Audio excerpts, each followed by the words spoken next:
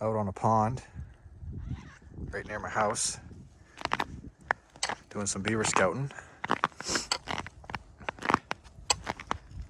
And we got a double beaver hut, which is pretty cool. We got one right next to another one.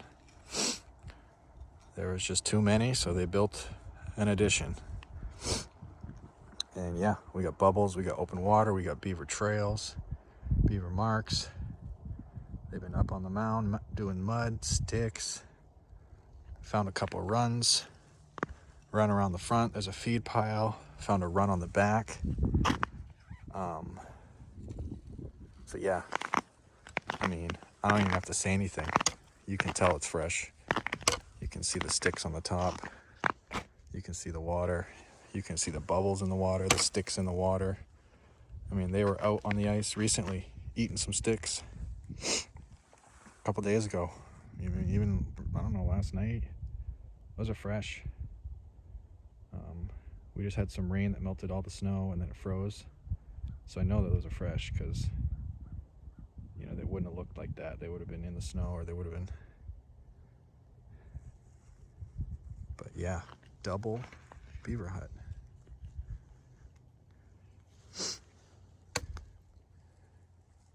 Maine beaver trapping 2022. It is January 4th, I believe. And perfect time of year to trap. It's right before we get a lot of snow.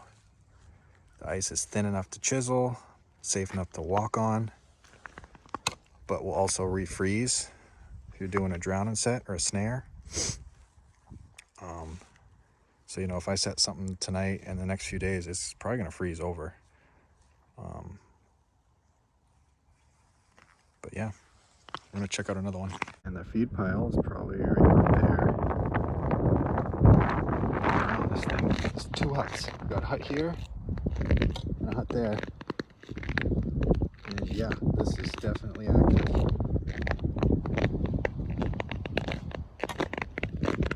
Do a good walk around the whole thing.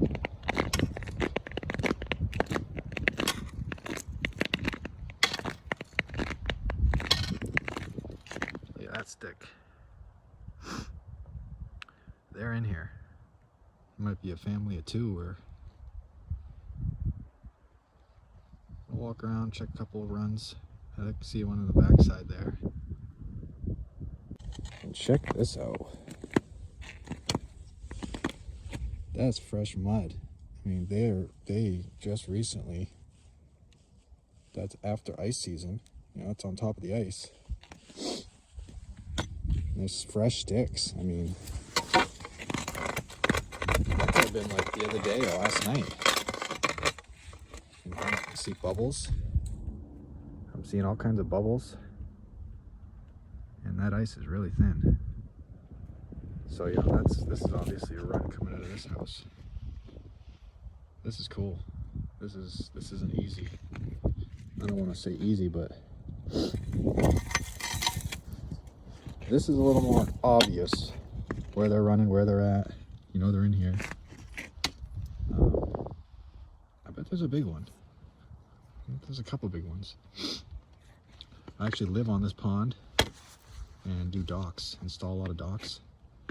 And a lot of people have been complaining about the beavers.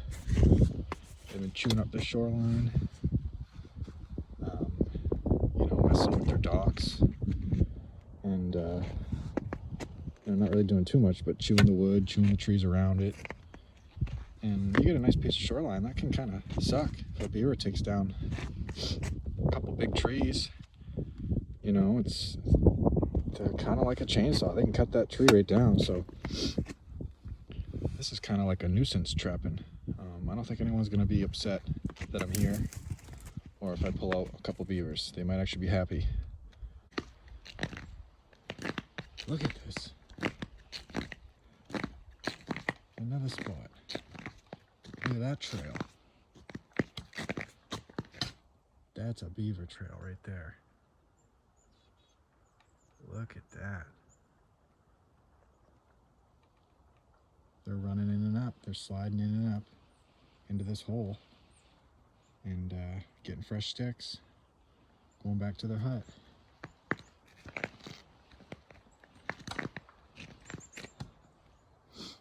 back in there too. I'm gonna try to get on shore and walk because the ice is getting sketchy, but that's pretty cool. I wouldn't call that a bank den, it's just it's an access hole.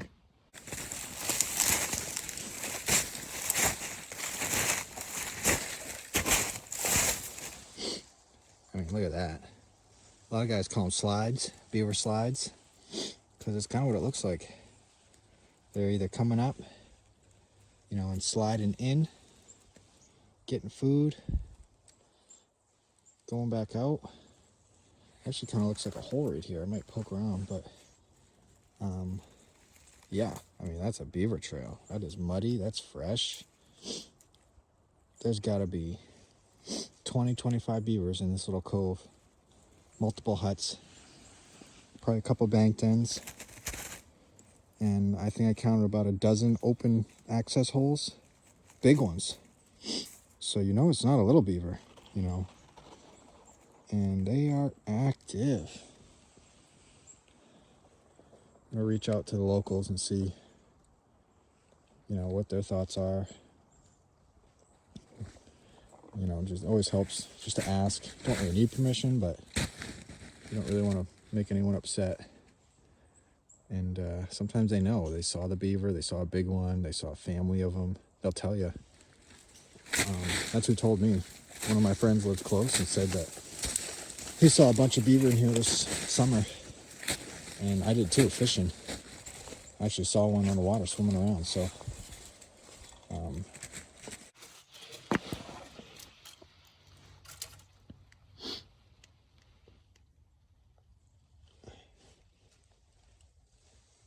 They're in here recently, poking out of the water, chewing sticks, bringing them back in.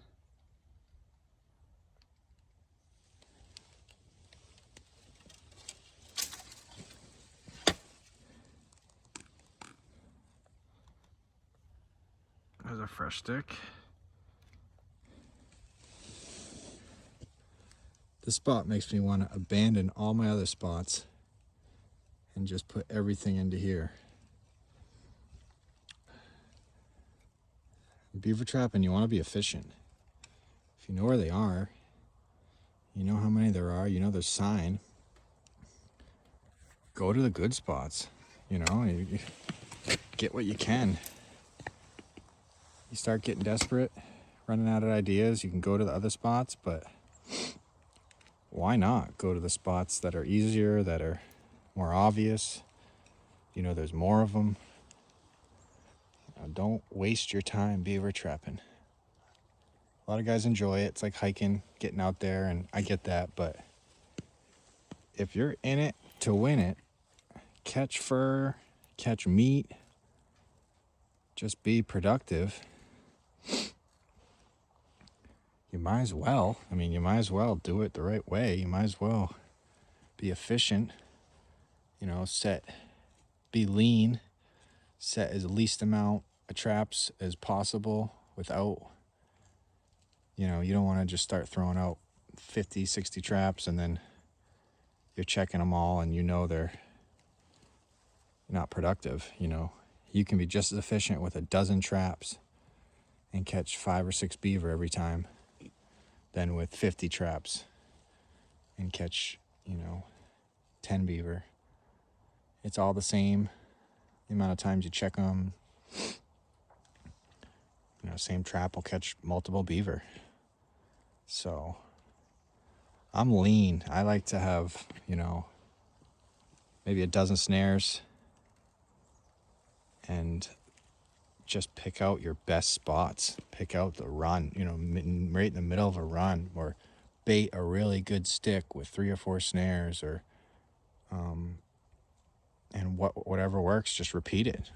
You know, there's no reason you make it hard on yourself.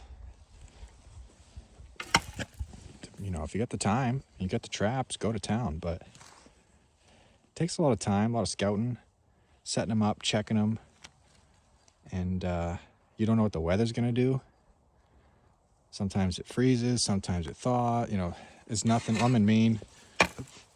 It's nothing to get a, you know, foot snowstorm.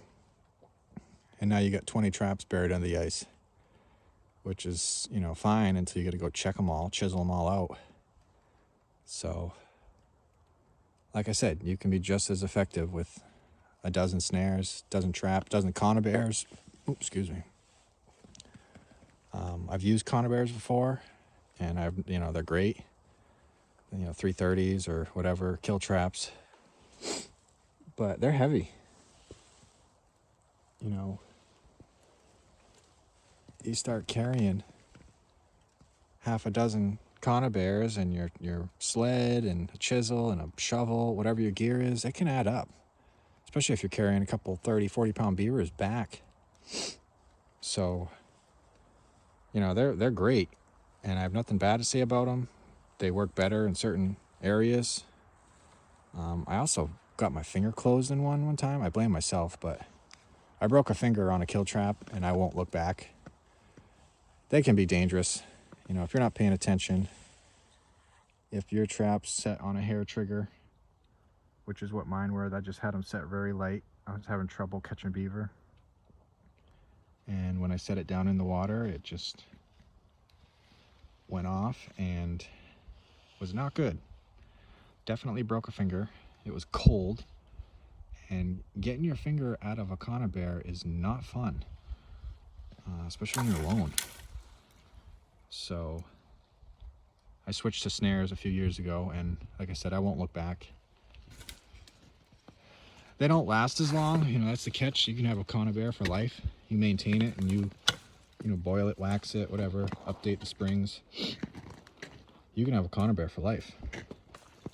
Snare might only last 2 or 3 beavers before they're going to start to get destroyed. I know a lot of guys that'll make their own snares.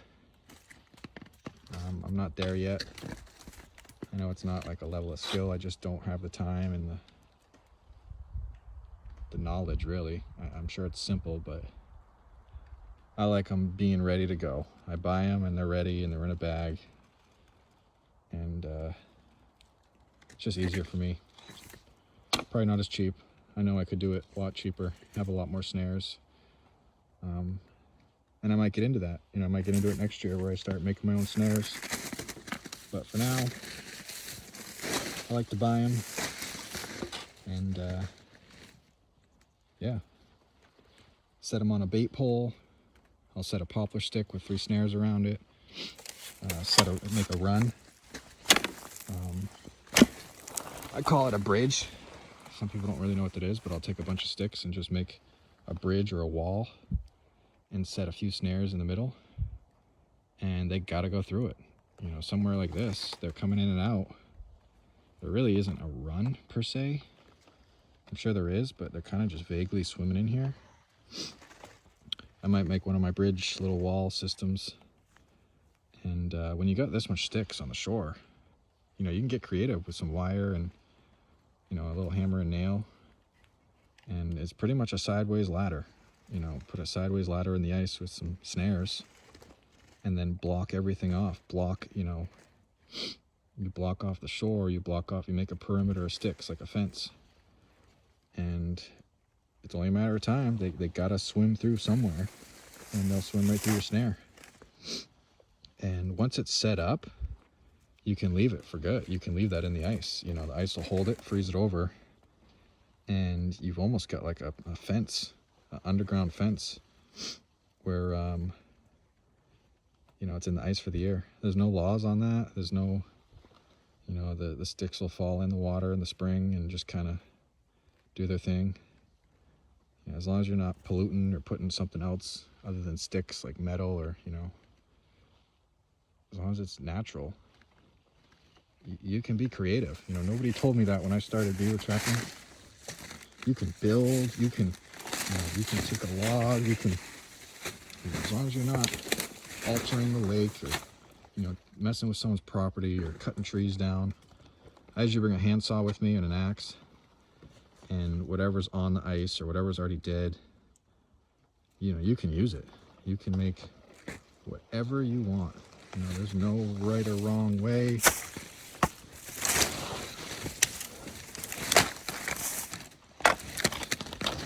No right or wrong technique. But, oh, dropped my little booty. Yeah, we're out here on the pond. Like I said, this pond's right near my house, which is pretty convenient. I can't tell you how many miles I've hiked, spots I've scouted and looked for. And, you know, they're miles away. I can literally walk from my house to this spot, probably about 10 minutes. So, you know, sometimes they're right under your nose. Don't be shy to look right local, right near your house, you know, right near the pond near you, pond behind your house. Your buddy's got a pond or something. Don't be shy to go right to the obvious spots. Sometimes it's, you know, so obvious, nobody else comes to it. Looks like what happened here. Nobody's been here. I think it's just too obvious. They know they're here, but they don't actually think to come back here and trap them. A lot of the trapper guys are just so into it that they're out deep in the bogs and the swamps, and they're out deep where they went every year. They go every year to a spot. Don't be afraid to try new spots. You got to be open to everywhere, everything. The cool thing about these lakes and ponds is they're frozen. They're frozen good. I can walk, access all my traps pretty easily. I can walk and scout and drag a beaver out of here on the ice.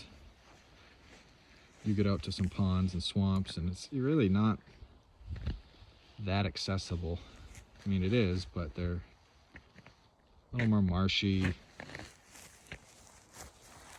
little less easy access. Pretty sure that's beaver scat, beaver poop. Looks just like it. Like one came out on the ice and pooped, and I think that's actually a little old. It's starting to thaw. We had some rain yesterday, so maybe they were, you know, out yesterday in the rain and just dropped a couple little poops. But that's definitely a sign when you see beaver poop. I mean, it looks just like chewed up branches and sticks. That's all they're eating. It looks like mud. And I know it because when you catch a beaver, or when you're skinning one, they're gonna poop. Sometimes they release, or sometimes it's in there and you squeeze their belly, and it's just like brown mud. I mean, it makes sense. That's what they're eating. But yeah, that is beaver poop. Another hut. Just walked around it. No open water. No real fresh sign. Got a little more snow on it. Might give it a try, but it looks like they might have moved to the other hut. This one isn't really as active. My hands are freezing. It's cold today. We got a little wind. It's kind of nice, but it's also freezing. We might come back for this one.